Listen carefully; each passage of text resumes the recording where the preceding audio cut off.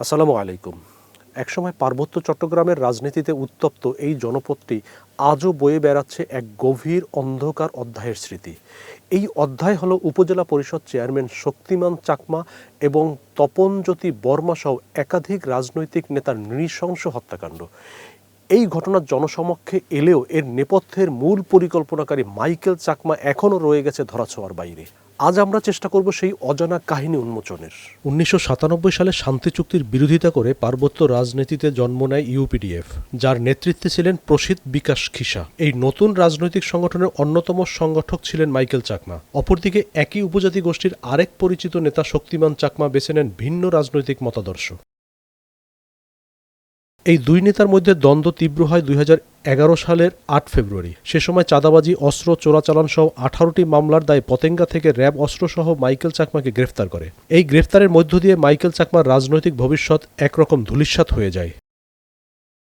অন্যদিকে এই সুযোগে রাজনীতিতে ক্রমশ মূল নেতা হিসেবে প্রকাশ পেতে শুরু করেন শক্তিমান চাকমা। তার জনপ্রিয়তা বাড়তে থাকে এবং তিনি নানিয়ারচর উপজেলা পরিষদ চেয়ারম্যান নির্বাচিত হন। ক্ষমতার এই পট পরিবর্তন মাইকেল চাকমার মনে গভীর ক্ষোভ ও প্রতিহিংসার জন্ম দেয়। মাইকেল চাকমার নেতৃত্ব ফিরে পাওয়ার এবং ক্ষমতাকে পাকাপোক্ত করার একমাত্র বাধা হয়ে দাঁড়ান শক্তিমান চাকমা।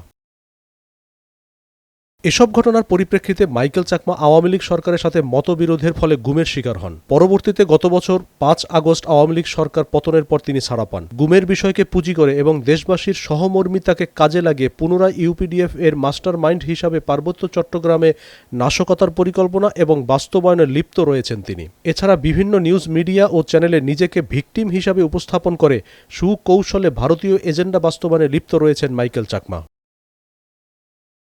খাগড়াছড়ি এবং গুইমারার ঘটনায় তার মিথ্যা বয়ান এবং উপজাতি বিষয়ে উদ্দেশ্যমূলক বক্তব্য এই বিষয়টিকেই প্রমাণ করে। যার হাতে নিজ জাতির প্রতিদ্বন্দ্বী রাজনৈতিক নেতার রক্ত রয়েছে, তার কাছ থেকে পার্বত্য চট্টগ্রাম নিয়ে মিথ্যা ও উস্কানিমূলক বক্তব্য ছাড়া কিছু আশা করা যায় না। মোস্তাফিজুর রহমান, নয়াদিগন্ত।